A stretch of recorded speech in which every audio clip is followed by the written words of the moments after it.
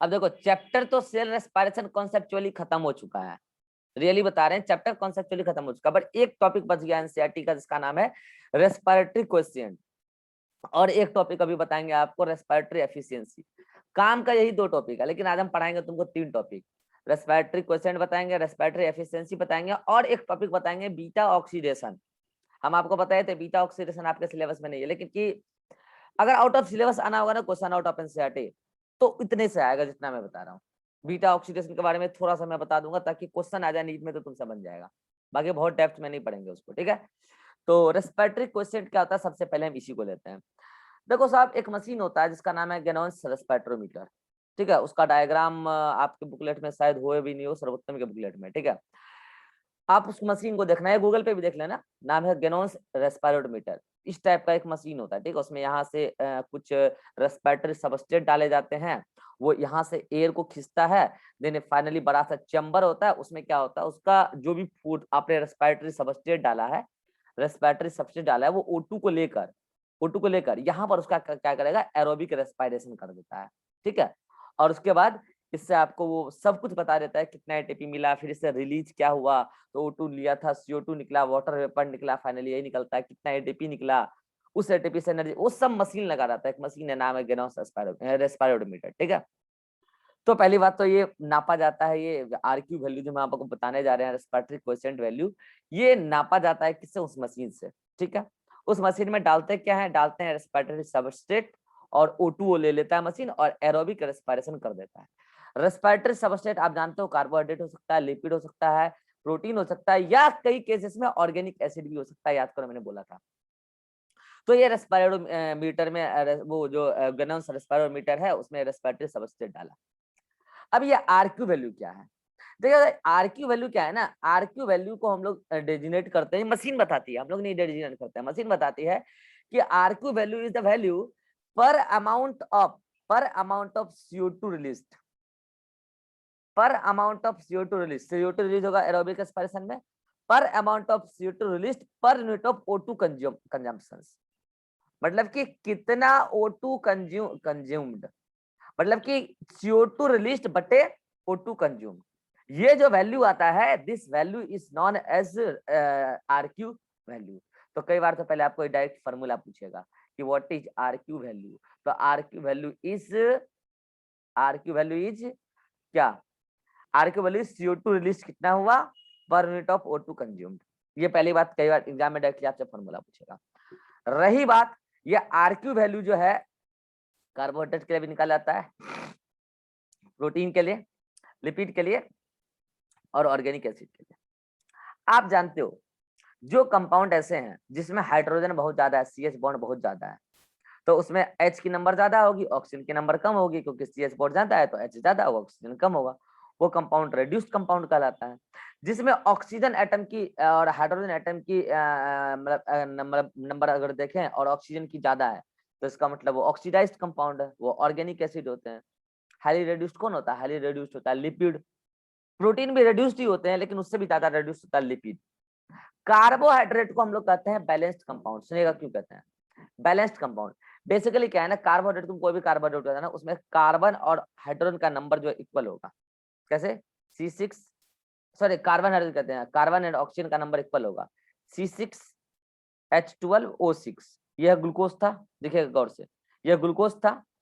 अब इसमें जितने नंबर ऑफ एटम ऑक्सीजन है उतने नंबर ऑफ एटम कार्बन है, इसलिए इसको बैलेंस्ड कंपाउंड कह रहे हैं। और सुनिएगा इस एक बात, जब इस कार्बन, इस पूरे ग्लूकोज का क्या होगा, ब्रेकडाउन होगा, तो आपको पता है ग्लूकोज के ब्रेकडाउन में आप सेल रेस्पिरेशन पढ़े हैं, 6 मॉलिक्यूल O2 लेता है, 6 मॉलिक्यूल O2 लेगा, और 6 मॉलिक्यूल O2 लेकर ये 6 CO2 रिलीज करेगा, बाकी 6 वाटर रिलीज करेगा, और थोड़ा बहुत एनर्जी रिलीज करेगा। आपको पता है कितना एनर्जी रिलीज करेगा। अब अगर आप इस पॉइंट ऑफ व्यू से ग्लूकोज के ब्रेकडाउन से देख लीजिए, अगर आप इस पॉइंट ऑफ व्यू से इस कार्बोहाइड्रेट का आरक्यू वैल्यू निकालना चाहिए, तो क्या निकालेगा, RQ value equals to 6 molecule glucose का हम निकाल रहे हैं अगर कार्बोहाइड्रेट के नाम पर, तो 6 मॉलिक्यूल क्या निकला है, CO2, और 6 मॉलिक्यूल O2 यूज हुआ था, मतलब कार्बोहाइड्रेट का आरक्यू वैल्यू 1 आता है, फिक्स है, 1 ही आता है। आप कहीं पे भी मशीन लगा लो, एरोबिक एनवायरनमेंट होना चाहिए, कहीं पे भी मशीन लगा लो 1 ही आता है, 1 ही आता है, 1 ही आता है। और मैं बता दूं सारे कार्बोहाइड्रेट के लिए 1 ही आता है। और आपसे कोई नहीं पूछने वाला कि क्या है हर कार्बोहाइड्रेट का फॉर्मूला, पूछेगा भी तो बायोमोलिक्यूल का क्वेश्चन बन जाएगा। हम आपको बायोमोलिक्यूल में सिखा देंगे कि किसको बोलते हैं बैलेंस्ड कंपाउंड, किसको बोलते हैं अनबैलेंस्ड कंपाउंड, बायोमोलिक्यूल में हम सिखा देंगे आपको। आपसे जो भी पूछेगा आरक्यू वैल्यू पूछेगा, क्या हुआ, आपसे जो भी पूछेगा आरक्यू वैल्यू पूछेगा, और आरक्यू वैल्यू कार्बोहाइड्रेट का 1 आता है, फिक्स है। रही बात कि सर ये आरक्यू वैल्यू को कहीं अलग एनवायरनमेंट में मेजर कर लें तो, अरे सवाल ही नहीं होता, एरोबिक एनवायरनमेंट में ही मेजर करना है, मशीन ही एरोबिक एनवायरनमेंट में चलती है। तो कार्बोहाइड्रेट, कोई बोलेगा सर रात में मेजर कर लें, अरे क्या रात दिन, मशीन काम कर रहा है 1 आएगा, सीधा बात है, मशीन काम कर रहा है 1 आएगा। ये सब जितने भी सवाल बन रहे हैं कि रात को कर लें, दिन को कर लें, दोपहर को कर लें, फर्जी सवाल है सब। ये सब सवाल अदर टीचर के टेस्ट पेपर में आपको मिलेगा, नीट में कभी नहीं आएगा, फर्जी सवाल है सब। ये मशीन बनाया ही गया है रेस्पिरेटरी सबस्ट्रेट के रेस्पिरेशन के लिए और इन प्रेजेंस ऑफ O2। ठीक है, दूसरी बात क्या कि प्रोटीन का मैंने आपको पहले कह दिया, प्रोटीन और लिपिड दोनों ही क्या है, रिड्यूस्ड कंपाउंड है, और ज्यादातर रिड्यूस्ड कंपाउंड कौन है, लिपिड है। तो आप समझ चुके होंगे अगर रिड्यूस्ड कंपाउंड है तो वो O2 ज्यादा यूज करेगा अपने ऑक्सीडेशन के लिए या कम यूज करेगा, बताइए। O2 ज्यादा यूज करेगा, और अगर O2 ज्यादा यूज करेगा तो नीचे वाला वैल्यू ज्यादा, ऊपर वाला वैल्यू कम, तो आरक्यू का वैल्यू लेस देन 1 या मोर देन 1 या इक्वल टू 1, लेस देन 1। और लेस देन 1 आएगा लिपिड का भी, लेस देन 1 आएगा प्रोटीन का भी, मगर लिपिड का बहुत ही ज्यादा लेस देन 1 आएगा। क्यों, समझ चुके होंगे, वो सबसे ज्यादा हाईली रेड्यूस्ड कंपाउंड है ना यार। तो प्रोटीन का मैं बता दूं एक रेंज है 0.8 टू 0.9 के बीच में आता है, और एनसीईआरटी में दे रखा है 0.9। अगर एक ऑप्शन चूज करना हो तो 0.9 चूज कर लेना, क्योंकि एनसीईआरटी में दे रखा है। बाकी ये रेंज है अलग अलग प्रोटीन का। अच्छा, फिर अलग अलग प्रोटीन का 0.8 से 0.9 क्यों आता है, आपको बायोमोलिक्यूल पढ़ाएंगे हम सेल के बाद, तो आपको हम सिखाएंगे कि अमीनो एसिड क्या होता है। प्रोटीन जो होता है अमीनो एसिड का बना होता है, अमीनो एसिड 20 प्रकार के होते हैं। अब भाई अमीनो एसिड अलग अलग टाइप के हैं तो अलग अलग प्रोटीन होंगे, तो एक रेंज में वैल्यू बताते हैं, आर की वैल्यू 0.8 से 0.9 तक आता है। ठीक है, एक चुनना पड़े तो 0.9 चुन लेना, एनसीईआरटी में वही दे रखा है। रही बात लिपिड का, बहुत सारे ऐसे लिपिड हैं, अलग अलग टाइप के लिपिड जो है अलग अलग वैल्यू लेके आते हैं लेस देन 1। मैं बता दूं इसी में से एक लिपिड है जिसका नाम है ट्राइपामिटीन, उसका वैल्यू दे रखा है आपको 0.7 ट्राइपामिटीन का, और मैं उसका आपको केमिकल रिएक्शन भी लिख के दिखा देता हूं जो एनसीईआरटी में है। ठीक है, वैसे वो रिएक्शन इंपॉर्टेंट नहीं है, लेकिन मैं आपको वो रिएक्शन बता देता हूं जो एनसीईआरटी में दे रखा है। ठीक है, एज इट इज मैं वो रिएक्शन यहाँ पे आपके सामने लिख देता हूँ। ये देखिए, ये रिएक्शन एनसीईआरटी में दे रखा है कि 2 मॉलिक्यूल ट्राइपामिटीन, ट्राइपामिटीन का फॉर्मूला है, वैसे कोई नहीं पूछेगा आपसे फॉर्मूला, यही पूछना है क्या उसको बायो में। ये ट्राइपामिटीन है, 145 O2 यूज करता है ये, तब जाके 102 CO2 रिलीज करता है, 98 वाटर रिलीज करता है, और कुछ एनर्जी रिलीज होता है। ठीक है, कुछ एनर्जी रिलीज होता है। ये है ट्राइपामिटीन, ये है ट्राइपामिटीन, एक प्रकार का फैटी एसिड है, ट्राइपामिटीन है। ठीक है, अब अगर आप इसका आर की वैल्यू निकालना चाहिए तो निकाल लीजिए, 102/145 डिवाइड करना घर पे 0.7 आएगा। तो ये फैट एक फैटी एसिड का एग्जांपल आपको दे दिया। ऐसे और भी कई सारे फैटी एसिड हैं, आपको सब नोट्स में लिखा मिल जाएगा। तो सीधा बात है, आपसे कोई नहीं पूछने वाला है, एक पूछने वाला है तो यही ट्राइपामिटीन के बारे में पूछेगा कितना वैल्यू आता है 0.7। बाकी फैट बोला less than 1, less than 1, very less than 1। Protein बोला तो लेस देन 1, कार्बोहाइड्रेट बोला तो 1। रही बात ऑर्गेनिक एसिड, आप दुनिया का कोई भी ऑर्गेनिक एसिड उठा के देख लेना, ऑर्गेनिक एसिड में नंबर ऑफ एटम जो ऑक्सीजन के होते हैं वो ज्यादा होते हैं हाइड्रोजन के एटम की तुलना में।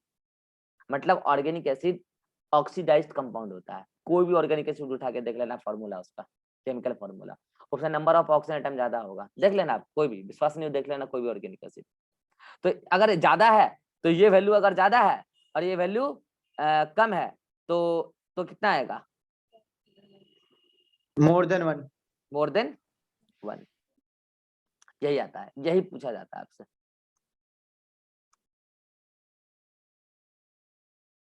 आपसे यही पूछा जाएगा बस। यार ठीक है, आपसे बस ये पूछा जाएगा कि कार्बोहाइड्रेट का क्या आता है, तो कार्बोहाइड्रेट का आता है इक्वल टू 1। प्रोटीन का क्या आता है, तो प्रोटीन का लेस देन 1। लिपिड क्या आता है तो लेस देन 1। ऑक्जेलो मतलब कि कोई भी ऑर्गेनिक एसिड का क्या आता है, मोर देन 1। ऐसे ही मैलिक एसिड का बताते हैं, मैलिक एसिड का ऑर्गेनिक एसिड है, याद करो बताए थे पहले। मैलिक एसिड का आता है 1.33 समथिंग, मैलिक एसिड का नहीं पूछता है कोई, बता दिए बस एक। तो आप तो बस इतना चीज याद रख लो जो मैंने डब्बे में पहले गिरा था बस। और आरक्यू वैल्यू का फॉर्मूला क्या होता है ये याद रख लो।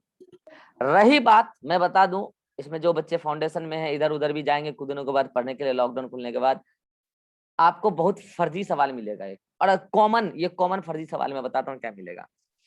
साहब केम प्लांट का बताइए क्या होता है, ये मैं बताता हूँ फर्जी, दो बहुत फर्जी सवाल चल रहा है मार्केट में। एक क्या साहब, केम प्लांट का क्या बताइए, केम प्लांट का दिन के समय, डे टाइमिंग में बताइए क्या उसका आरक्यू वैल्यू, ठीक है। और मैं बताता हूँ लोग क्या बताएंगे। फिर बोलेंगे एनारोबिक रेस्पिरेशन का, एनारोबिक रेस्पिरेशन के थ्रू किसी का भी ब्रेकडाउन हुआ है और आपको बताना है आरक्यू वैल्यू।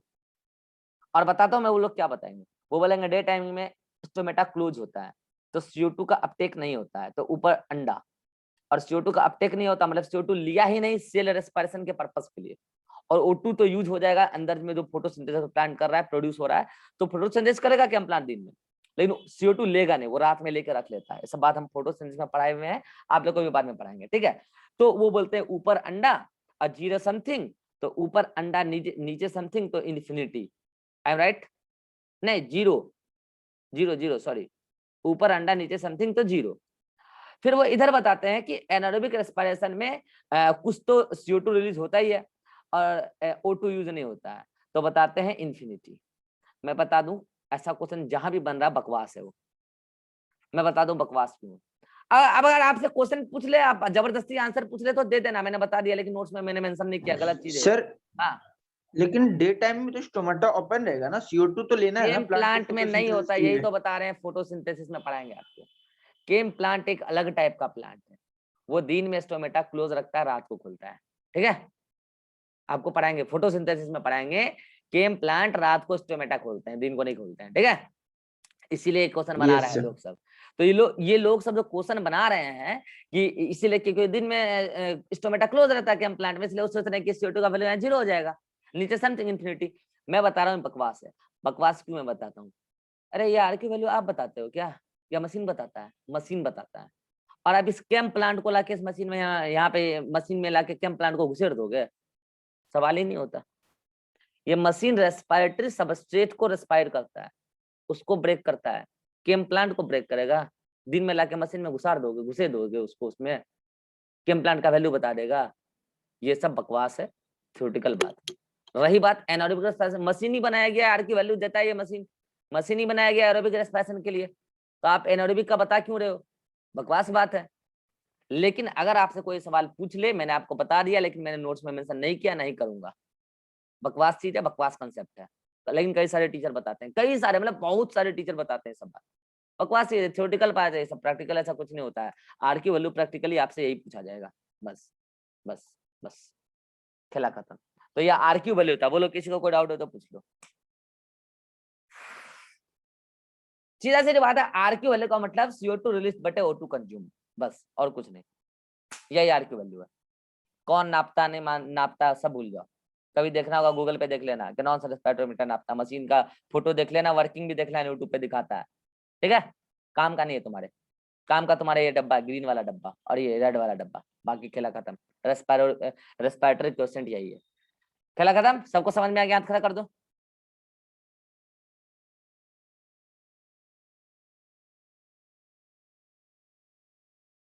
स्पेलिंग क्वेश्चन देखो, ये भी स्पेलिंग लिखते हैं यार, ऐसा नहीं है। अच्छा हाँ, ये सही पकड़ा है, ये इस क्वेश्चन का मतलब होता है रेशियो, तो ये भी तो रेशियो ही है यार। दोनों एक ही चीज है क्या, स्पेलिंग का मुझे कंफर्म नहीं हूँ, इसलिए मैं चेंज कर देता हूँ, बाकी मुझे लगता है दोनों वर्ड एक ही चीज है। नहीं क्या एक चीज नहीं है दोनों वर्ड। तो उस क्वेश्चन का मतलब क्या होता है। स्पेलिंग मेरी मिस्टेक है, मैं एक्सेप्ट करता हूँ, इसमें कोई बड़ी बात नहीं है। उस क्वेश्चन का मतलब क्या होता है। Inactive dominancy. अच्छा वो क्वेश्चंस वाला है ना, इसलिए मिक्स कर रहा था वर्ड। ठीक है ठीक है ठीक है, सही बोला सही बोला। वो मेटाबॉलिक रेस्टिंग स्टेज को बोलते हैं, वो वाला क्वेश्चन। हाँ ठीक है, समझ गए क्वेश्चन। हाँ वो प्लांट ग्रोथ एंड डेवलपमेंट में जो पढ़ाते हैं, इसका मतलब वहां पे भी मैंने स्पेलिंग मिस्टेक किया होगा, लेकिन वहां स्पेलिंग मिस्टेक नहीं किया होगा, वहां सही है स्पेलिंग मिस्टेक, मतलब वहां सही है स्पेलिंग, यहाँ पे मैंने मिस्टेक से वो स्पेलिंग यहाँ डाल दिया, समझ गया, दोनों अलग चीज है। तो ये हो गया आपका रेस्पिरेटरी क्वेश्चन, आरक्यू वैल्यू, ठीक है। इसका मतलब रेशियो होता है, इसका मतलब रेशियो होता है, राइट, इसका मतलब ये होता है यस रेशियो। सर। और यहाँ रेशियो किस चीज का, CO2 रिलीज बटे O2 कंज्यूम। तो ये हो गया आपका। अब आते हैं दूसरे टॉपिक पे, एक टॉपिक जो बच गया था आपका, वो टॉपिक था आपका, इस सब एनसीईआरटी में नहीं अब जो पढ़ा रहा हूँ, वो है respiratory efficiency, respiratory efficiency, respiratory efficiency, ठीक है। देखो साहब, कोई भी एफिशिएंसी जब भी निकलता है तो सीधा सीधी होता है output upon input, output upon input into 100। Efficiency तो ऐसे निकलता है ना, हम बोलेंगे आपके पढ़ाई की एफिशिएंसी क्या है, 360 नंबर का टेस्ट ले लेंगे, तो इनपुट क्या हुआ 360, मैंने 360 का टेस्ट लिया, आपने कितना लाया फलाना, इनटू 100, मतलब इतना परसेंटेज आया, मतलब आपकी यही एफिशिएंसी, आप इसी एफिशिएंसी के साथ आप पढ़ाई करते हो। तो एफिशिएंसी का मतलब ये होता है आउटपुट में। क्यों निकालते हैं एफिशिएंसी, हम किसी भी चीज का पता लगाने के लिए। मान लो मैंने आपको क्या किया, 360 नंबर का टेस्ट पेपर दिया है, तो 360 नंबर के लायक पढ़ाया भी तो होगा यार। 360 नंबर का बायोलॉजी में मैंने टेस्ट पेपर अगर बना लिया तो 360 नंबर का पढ़ाया भी होगा। तो इनपुट मैंने क्या माना 360, मैंने 100% दिया है तुमको। अब मुझे ये देखना है कि मैंने तुम्हें जितना दिया तुमने कितना गेन किया, मुझे ये देखना है, मुझे ये देखना है कि मैंने तुम्हें जितना दिया तुमने कितना गेन किया। मैंने भी दिया स्टडी, तुमसे पूछूंगा फिर स्टडी के मैटर में, लेकिन मुझे देखना है कि तुम कितना बता पाते हो। तो मान ले कि तुम 360 में 300 ले आए, उसको फिर मैं 100 से मल्टीप्लाई करता हूँ, समथिंग आएगा इतना परसेंटेज, अप्रोक्सीमेटली ये 85% के आसपास आएगा समथिंग। तो इसका मतलब आपने 100% गेन नहीं किया है, मैंने जो दिया उसमें आपने 85% चीजें गेन की, बाकी 15% कहाँ गया, बीच में स्किप हो गया इधर उधर, आप कैसे नहीं कर पाए। ऐसे ही होता है रेस्पिरेटरी एफिशिएंसी, आपने जो एनर्जी के तौर पे दिया। अच्छा बताओ रेस्पिरेशन में क्या रहता है, रेस्पिरेटरी सबस्ट्रेट, रेस्पिरेटरी सबस्ट्रेट के बाद क्या होता है, CH बॉन्ड होता है, आपको बता रखा है मैंने। CH बॉन्ड बनने समय भी उसमें एनर्जी घुसेड़ी गई थी, याद करो, क्योंकि CH बॉन्ड बना है ऑर्गेनिक कंपाउंड है, यानी कि वो बना है कहाँ, वो बना है केल्विन साइकिल में। मैंने बोला केल्विन साइकिल में हर ऑर्गेनिक कंपाउंड का सिंथेसिस होता है रिडक्शन फेज में, तो वहां रिडक्शन होकर CH बॉन्ड बना, उसमें एनर्जी घुसेड़ी गई है, लाइट एनर्जी। और अब उस लाइट एनर्जी को तोड़ के अब आप यहाँ पे फिर से एनर्जी लेना चाह रहे हो, केमिकल एनर्जी ATP। तो देखना है कि उस एनर्जी से आप कितना केमिकल एनर्जी ATP ले लेते हो, देखना है मुझे। तो इसके लिए पहले तो आप 2 डाटा लर्न करो, सबसे पहली बात। एक डाटा आप क्या लर्न करोगे कि एक ATP जो है 7.6 किलो कैलोरी एनर्जी देता है। एक ATP में जो पीएच बॉन्ड होता है ना, पीएच बॉन्ड जो टूटता है, एक ATP 7.6 किलो कैलोरी एनर्जी देता है। एक डाटा याद रखोगे, एक डाटा याद रखोगे, एक ग्लूकोज जो होता है 686 किलो कैलोरी एनर्जी देता है, एक ग्लूकोज 6 किलो। अब बाकी का याद मत रखो, फैटी एसिड अलग अलग टाइप के होते हैं, कितना का याद रखोगे, बस इतना से काम चल जाएगा। तो एक ग्लूकोज जो है 686 किलो कैलोरी एनर्जी देता है। तो मैं कह रहा हूं कि आपको रेस्पिरेटरी एफिशिएंसी पता करना है, तो आप एरोबिक एनारोबिक तब तो दोनों का ही केस का स्टडी करोगे ना। रेस्पिरेटरी एफिशिएंसी है तो इक्वेशन, रेस्पिरेटरी इक्वेशन थोड़ी है। तो मान लीजिए एरोबिक और एनारोबिक आप दोनों का पता कर रहे हो, ठीक है। तो मैं कह रहा हूं कि आउटपुट, आउटपुट क्या है, एक बात बताओ, आपने एरोबिक रेस्पिरेशन में टोटल ATP कितना गेन किया, या तो 36 किया, या तो 38 किया, और क्या। अब आपने उस ATP को, उस एक ATP से 7.6 किलो कैलोरी एनर्जी मिल सकता है, तो आप उसको मल्टीप्लाई कर दो 7.6 से। आपने दिया क्या था, ग्लूकोज दिया था, एक ग्लूकोज रेस्पिरेशन में, तो एक ग्लूकोज के CH बॉन्ड में जो एनर्जी था वो था 686 किलो कैलोरी एनर्जी था। तो ये समथिंग आएगा, ये आएगा तुमको अप्रोक्सीमेटली 36 पॉइंट समथिंग, 40 मान लेते हैं, ठीक है, 40%। ऐसे ही अगर 38 ATP मिला तो 7.6 डिवाइडेड बाय 686 होगा, यहाँ पे 686 इंटू 100, अरे यार इंटू 100 भी तो करोगे, इंटू 100 अप्रोक्सीमेटली 40% ये भी आएगा, ये 39 पॉइंट समथिंग आ जाएगा, 38 39 टच कर जाएगा, ठीक है। तो कहने का मतलब ये है कि एरोबिक रेस्पिरेशन में 40% एफिशिएंसी है, मतलब समझ रहे हो, आपने जो ग्लूकोज दिया उससे 40% एनर्जी ही आपके ATP के बॉन्ड में आया है, बाकी 60% कहाँ चला गया, loss loss loss loss loss हो गया, हीट के फॉर्म में लॉस हो गया। मैंने तो समझाया ही आपको, लिविंग ऑर्गेनिज्म एक बॉन्ड से दूसरे बॉन्ड में एनर्जी का कन्वर्जन कर लेते हैं, इस दौरान कुछ एनर्जी लॉस हो जाते हैं। याद कीजिए, मैंने स्टार्टिंग में बताया था बात कि कुछ एनर्जी लॉस, बेसिक कॉन्सेप्ट में याद कीजिए, मैंने बताया था flow of energy in living world. कुछ एनर्जी हीट के फॉर्म में लॉस हो जाते हैं, देखिए ना, कुछ नहीं, वो 60% है। और यही तो सेकंड लॉ ऑफ थर्मोडायनेमिक्स है। इकोलॉजी में भी बात काम आएगा, याद रखिएगा, इकोलॉजी में भी काम आएगा। जब एनर्जी एक सिस्टम से दूसरे सिस्टम में जाती है तो एनर्जी का लॉस हमेशा होगा ही होगा। बिना एनर्जी के लॉस के एनर्जी का ट्रांसफर नहीं हो सकता, अदरवाइज इको थर्मोडायनेमिक्स का लॉ वायलेट हो जाएगा। और इकोसिस्टम भी थर्मोडायनेमिक्स का फर्स्ट एंड सेकंड लॉ दोनों को फॉलो करता है। सेकंड लॉ को कैसे करता है वो आज बता रहे हैं, देखो। आ जाओ एनारोबिक में, एनारोबिक में भी लॉस होगा, ऐसा नहीं है कि नहीं होगा। 2 एटीपी मिलता है कुल, 2 इंटू 7.6 इंटू मतलब कि 2.7.6 डिवाइडेड बाय 686। ग्लूकोज ही डाला है, उसमें इतना एनर्जी था, इंटू 100, जो भी आएगा देख लेना। जो भी 100% तो नहीं आएगा ना, 100% तो नहीं आएगा ना, चटका पुटकी तो होगा ना यार इधर उधर। चटका पुटकी के बाद जो भी वैल्यू आएगा आएगा, 100% नहीं आएगा, निकाल लेना कितना आता है, ठीक है। तो कुल मिला के ये रेस्पिरेटरी एफिशिएंसी आपको क्या बताता है, आपको ये बताता है कि भाई साहब कोई भी चीज दुनिया में 100% नहीं है, कोई भी चीज 100% है। भगवान नहीं 100% यार, भगवान कभी कुछ बोलते हैं तो कभी कुछ बोलते हैं, कंफ्यूजन क्रिएट कर देते हैं। तो हम आप क्या है, ये पूरा बनाया हुआ उन्हीं का तो है। तो ये 40% आपको ये बता रहा है कि आपने जो डाला, आपने ये ग्लूकोज क्या मतलब खा लिया, तो आप क्या सोच रहे हो कि आपको 786 किलो कैलोरी एनर्जी मिल जाएगा? नहीं मिलेगा, नहीं मिलेगा। उसका 40% मिलेगा। किसका? 686 का 40%, वही तो होगा जो डाटा आएगा। तो कहने का मतलब ये है कि रेस्पिरेटरी एफिशिएंसी आपको आइडिया देता है कि किसी भी पर्टिकुलर ऑर्गेनिज्म की क्या एफिशिएंसी है किसी भी ऑर्गेनिक कंपाउंड से एनर्जी ले लेने की, तो है रेस्पिरेटरी एफिशिएंसी, ठीक है। एरोबिक एनारोबिक दोनों का मैंने अलग अलग निकाल के बता दिया। मुद्दे की बात ये अगर आपको आता है, बाकी तो आप निकाल ही लोगे, और ये दोनों डाटा तो आपको कंठस्थ याद होना चाहिए। रही बात की सर ये दोनों डाटा कैसे निकाला, बॉम्ब कैलोरीमीटर में निकाला गया है। बॉम्ब कैलोरीमीटर एक मशीन होता है, आप इसमें भी पढ़ते होगे, थर्मोकेमिस्ट्री में, थर्मोकेमिस्ट्री में आप पढ़ते होगे। बॉम्ब कैलोरीमीटर में फलाना चीज डाल दिया, जला दिया, ये कर दिया, वो कर दिया, इतना बॉन्ड है, वो थर्मोकेमिस्ट्री में। तो ये लोग क्या करते हैं, केमिस्ट्रिस्ट वाले या फिर बायोकेमिस्ट्री वाले मिलकर वो लोग क्या करते हैं, बॉन्ड के टूटने से कितना एनर्जी निकलता है बॉम्ब कैलोरीमीटर से पता करते हैं। पूरा का पूरा स्टडी होता है केमिस्ट्री वाले का, उसमें पूरा पीएचडी भी होता है, इतना बहुत हायर स्टडी में। तो वो आपके काम का नहीं है, आप तो बस ये उन्होंने डाटा निकाल के दे दिया, आप लर्न कर लो। क्या आप निकालने जाओगे? आपसे नीचे वाला बोलेगा कि एक टीपीसी 7.6 किलो एनर्जी कैसे आया, बताओ, डेरिवेशन करो। ऐसा थोड़ी है, ऐसा थोड़ी पूछेगा आपसे कोई। तो ये डाटा आया कहाँ से, मैंने बता दिया, बम कैलोमीटर से पता किया गया है। और ये डाटा मतलब कि इसका प्रोसेस क्या है आपसे कोई नहीं पूछने वाला, इसलिए नहीं बता रहा हूँ, ठीक है। तो कुल मिला के बचा था रेस्पिरेटरी एफिशिएंसी टॉपिक, ये भी मैंने खत्म कर दिया। बोलो इसमें किसी को कोई डाउट हो तो बोल सकता है।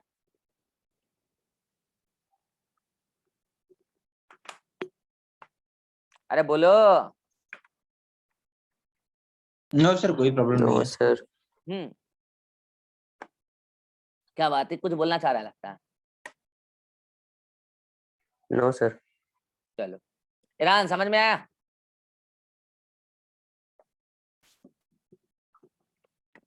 Yes sir. Next topic, next topic भी, अब नेक्स्ट टॉपिक जो बता रहे हैं सिलेबस में नहीं है, लेकिन मैं इसलिए पढ़ा रहा हूँ, कभी कदार आउट ऑफ सिलेबस अब आएगा तो ये चांसेस बनते हैं आने के। Beta oxidation of fatty acid, of fatty acid. पता है बच्चों, जो मैं बार बार कह रहा था ना कि फैटी एसिड एंटर कर जाता है माइटोकॉन्ड्रिया में रेस्पिरेशन के लिए, क्योंकि इसका हाइड्रोलाइसिस तो कहाँ हो जाएगा, साइटोप्लाज्म में। साइटोप्लाज्म में ग्लाइकोलाइसिस में अगर इसको उसको घुसना होगा तो बीटा ऑक्सीडेशन होगा, तभी ये ग्लाइकोलाइसिस में भी घुस सकता है। अदरवाइज ये क्रेब साइकिल में एसिटाइल कोएंजाइम में बन के घुसेगा, तो उसके लिए तो इसको माइटोकॉन्ड्रिया में घुसना पड़ेगा, नहीं घुस सकता डायरेक्टली। सेल मेम्ब्रेन इस फैटी एसिड को माइटोकॉन्ड्रिया की मेम्ब्रेन परमिएबिलिटी नहीं देती है। तो फिर पता होता क्या है, पहले तो फैटी एसिड का कराया जाता है एक्टिवेशन।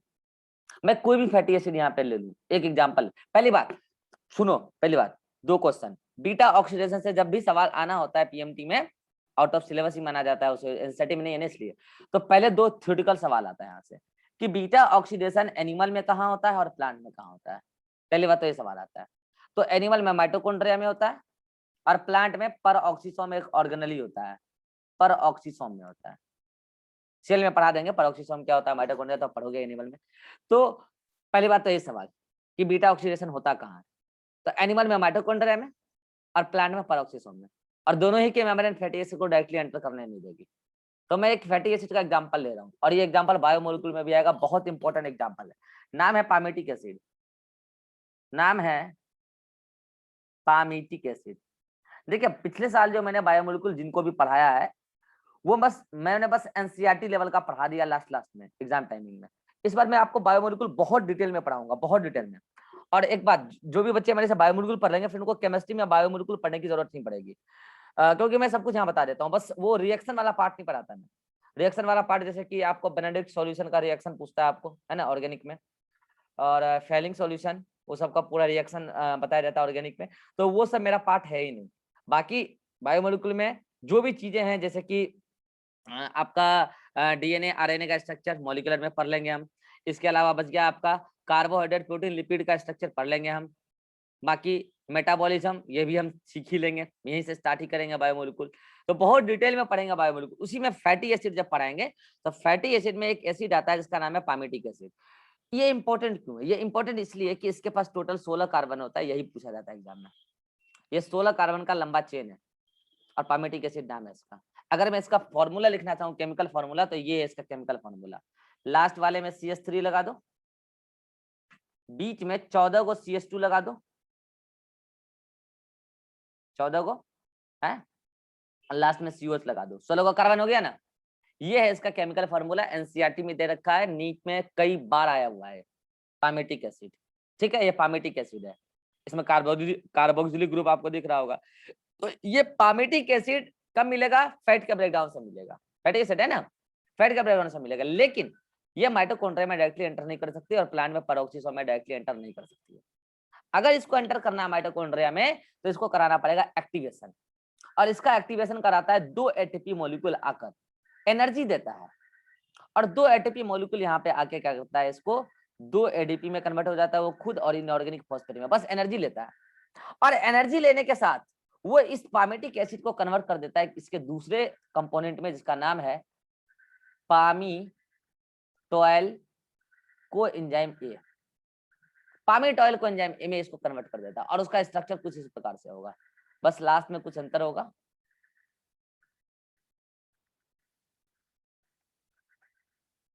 ठीक है, यहाँ पे कोएंजाइम ए आके जुड़ जाएगा, कोएंजाइम ए जुड़ेगा इस दौरान, ये एटीपी का यूटिलाइजेशन करके कोएंजाइम ए जोड़ा जा रहा है।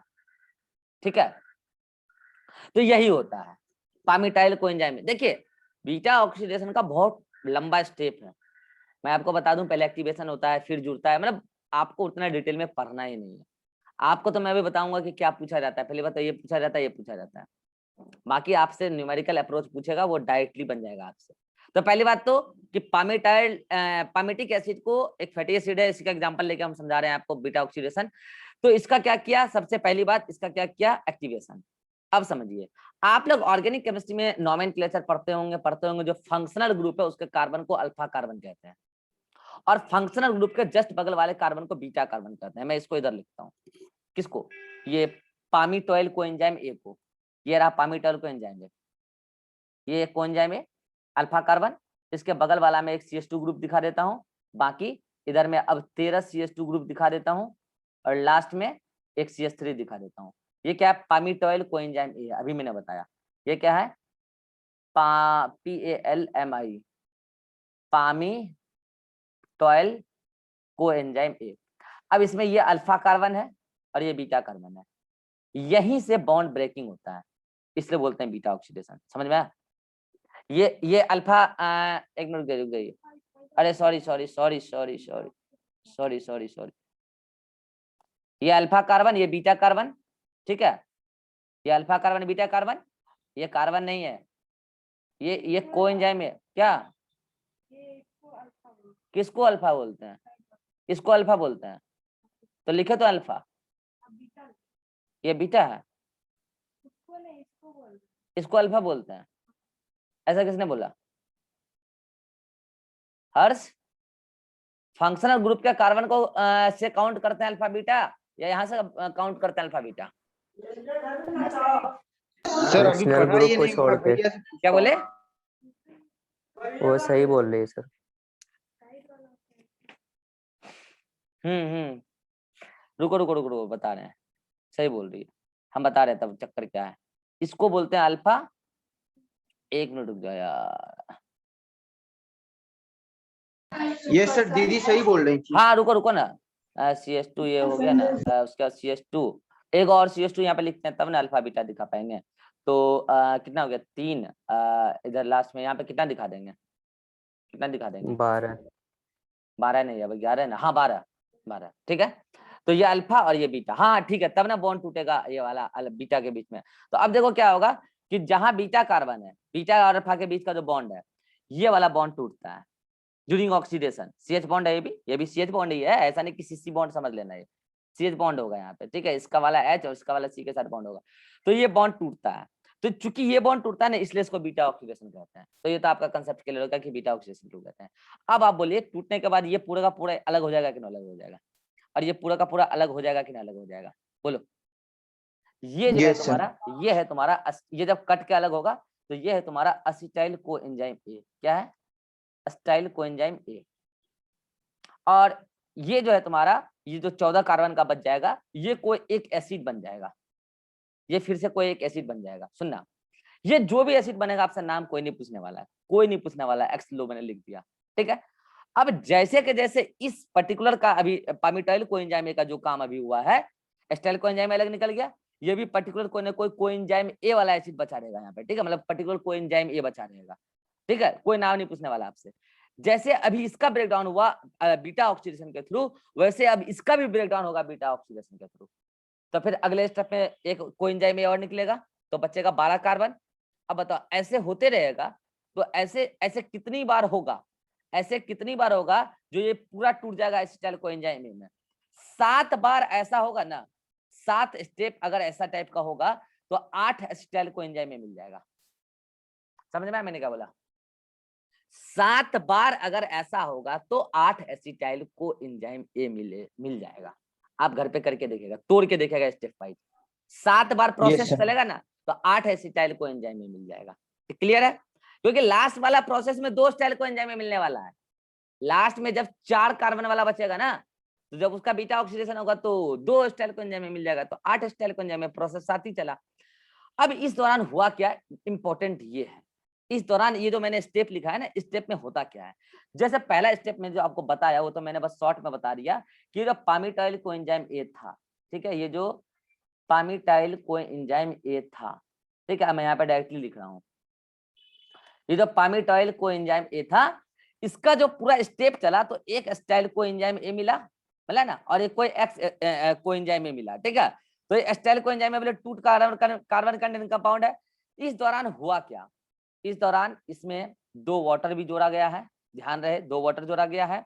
दूसरी बात बहुत इंपॉर्टेंट जो न्यूमेरिकल अप्रोच तुमको पूछेगा, इस दौरान एक FAD से FADH2 बना है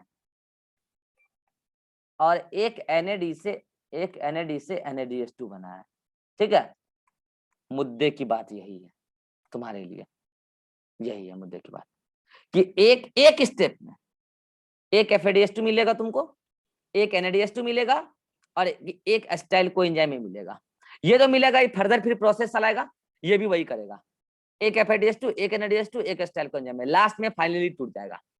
तो लास्ट वाले स्टेप में ऐसा मत सोच लेना कि 2 FADH2 मिलेगा, अरे एक स्टेप में एक ही FADH2, लेकिन लास्ट वाले स्टेप में बस एसिटाइल कोएंजाइम A 2 मिल जाएगा ना, क्योंकि ब्रेकडाउन के बाद दोनों कंपाउंड एसिटाइल कोएंजाइम A ही बचेंगे, जबकि यहाँ पे एक एसिटाइल कोएंजाइम A बच रहा है और एक ये बच रहा है। अब मैं आपको नोट शेयर कर दे रहा हूँ, इस मीटिंग का 1 मिनट बचा है, थ्योरेटिकल पॉइंट सारा खत्म हो चुका है, अब मैं इसको न्यूमेरिकल अप्रोच से आपको समझाऊंगा। मैं आपको नोट शेयर कर दे रहा हूँ, ठीक है, शायद नोट्स मैंने शेयर कर भी दिया है, नहीं किया तो मैं फिर से एक बार कर दे रहा हूँ। सर कर दिया मैं, कर दिया है, ठीक है, तो मैं एक बार फिर से ग्रुप में शेयर कर दे रहा हूँ। ये थ्योरेटिकल पॉइंट आप यहाँ तक पढ़ लीजिए, फिर हम न्यूमेरिकल करेंगे इस पे, 10 मिनट का क्लास लेंगे और खत्म हो जाएगा।